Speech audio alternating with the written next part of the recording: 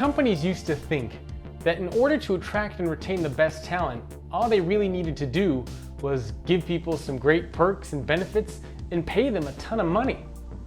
In today's world, it's evident that people care about more than just money. We care about purpose and meaning.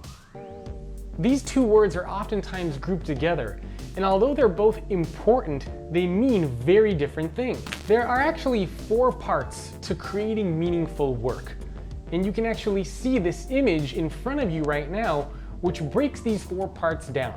They are job, purpose, impact, and meaning. The job part is really just what it says on the job description. It's what you do. You might be answering phones, responding to emails, you might be writing code, you might be selling. Everybody knows what their job is. It's what you got hired to do.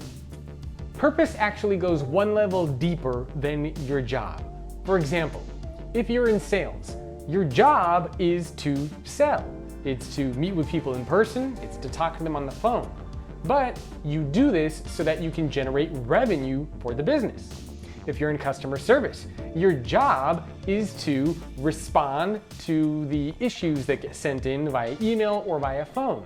But you do this so that the customers will want to transact with the brand again, so that they have a good experience. If you write code so that the customers can have a great user-friendly experience when they're interacting with your brand, your product, or your service. So the purpose actually goes one level deeper. It's what the job is there for. Purpose is the bridge between what you're doing and the impact that it has on customers, employees, and the world at large.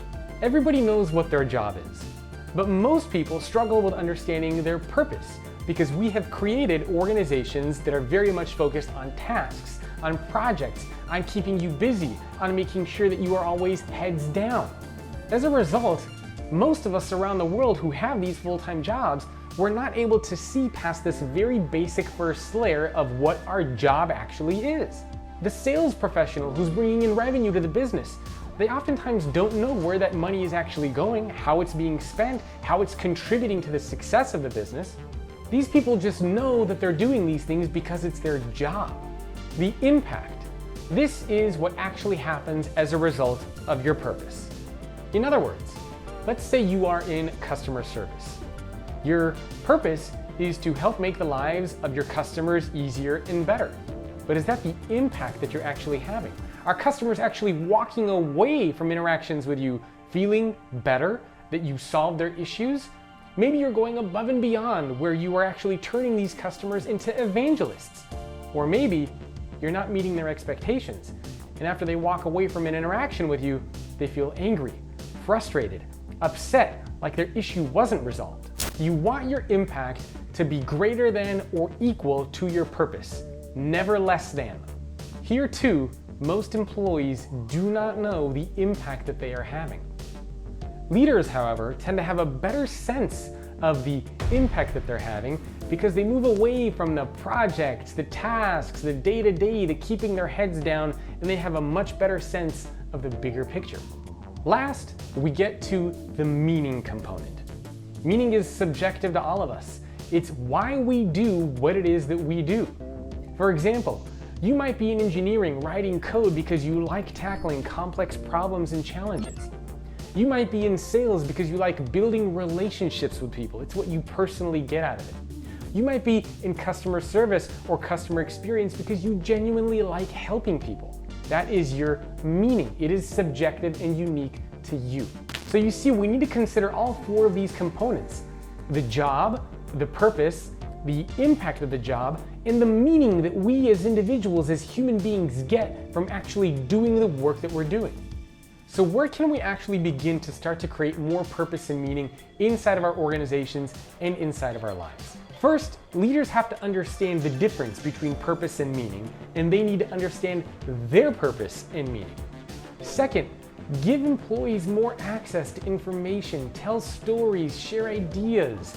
Let your employees talk to customers. Stop breaking things down into silos. Stop separating and keeping people away from each other.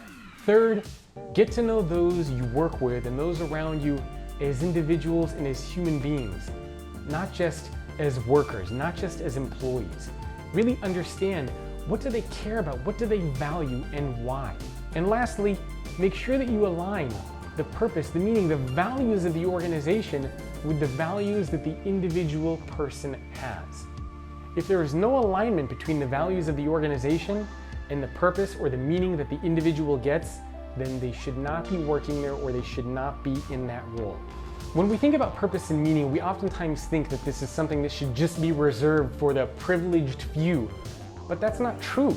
We all deserve to have a sense of purpose and meaning from the jobs, from the work, from the organizations, from the leaders who we work with and for.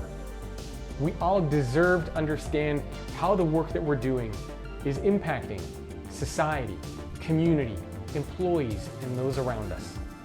And we all need to look inwards to better understand the work that we're doing and why we're actually doing it. So ask yourself, do you understand your job?